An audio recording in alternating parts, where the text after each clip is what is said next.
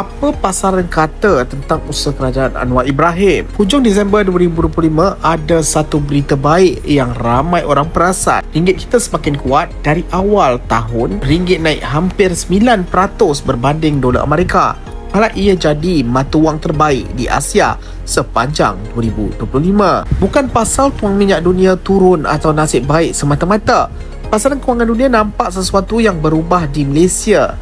Keyakinan kembali. Bagi kita yang biasa bergaji tetap, bayar bil, isi minyak dan belanja dapur, ringgit kuat bermakna barang import mungkin tak naik harga teruk dan ekonomi negara lebih stabil. Ini bukan cerita besar pelaburan sahaja, ini cerita kita semua. Dari ragu-ragu kepada yakin, dulu bila kerajaan Madani baru naik 2022 hingga 2023, ramai pelabur luar ragu-ragu, boleh ke bertahan? Ada reformasi betul ke? Modal tak lari, tapi tak masuk banyak. Tahun 2025 lain cerita.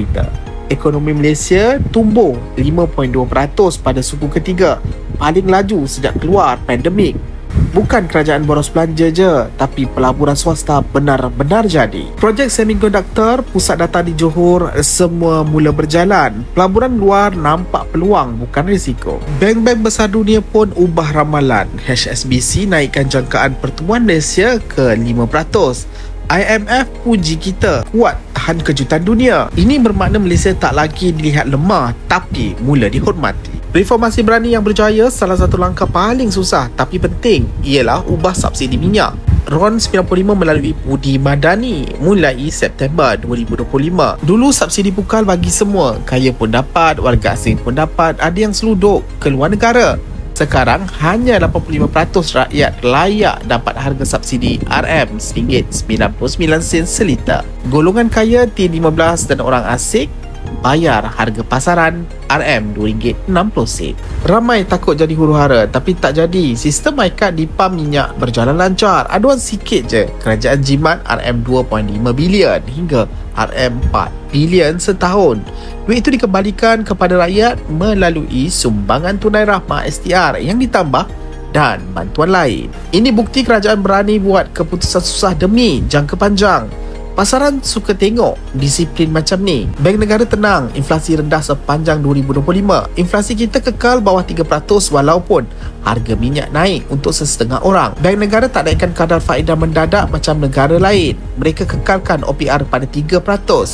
Bila Bank Pusat Amerika mula potong kadar faedah Disember lalu, ringgit kita automatik jadi lebih menarik. Hasilnya, ringgit kuat tanpa paksaan. Ini baik untuk kita yang ada pinjaman rumah atau kereta. Ansuran tak naik teruk. Pelaburan masuk, peluang kerja bertambah. Bukan pelaburan diluluskan je macam dulu.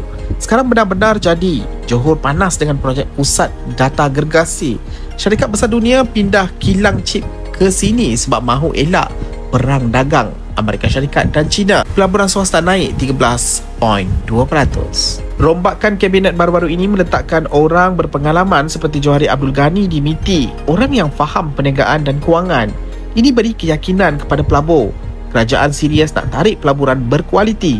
Risiko masih ada, tetapi kita lebih sedia. Donald Trump kembali jadi Presiden Amerika Syarikat, mungkin naikkan tarif import. Ini boleh ganggu ekspor kita.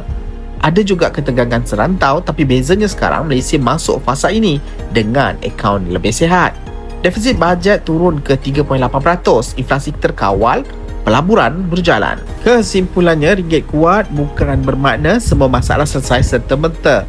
Harga barang masih ada naik sikit, kos sara hidup masih tekanan, tapi ia tanda negara kita ke arah yang betul. Kerajaan tunjuk disiplin, reformasi berani dan fokus pelaburan yang cipta peluang kerja lebih baik. Bagi kita di B40 dan kelas menengah, ini bermakna harapan. Gaji boleh naik, perlahan-lahan peluang kerja bertambah dan negara lebih stabil.